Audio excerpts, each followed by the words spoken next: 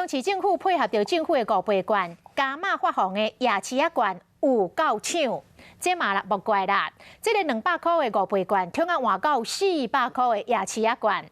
昨是加码第2波的第1天，人潮大爆满。今仔日第2天，莲池潭的商圈透早5点半就有人来排队，现场是人山人海，排队的队伍细秒细一连，有人等得要4点钟才换到，换啊真甘愿。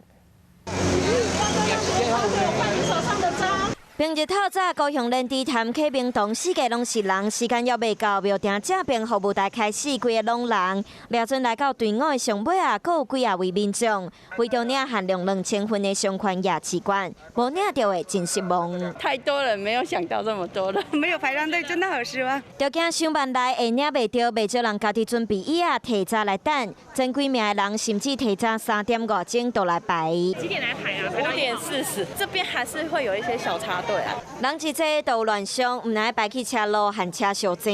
不是爱心进来了吗？在另外一边啊。有人带老母亲和一般民众排队，谈袂半工才会使排敬老动线。刚才有问他们，但是他们都在忙，没有人要说啊。或者觉得他们排的时间都浪费了。对呀。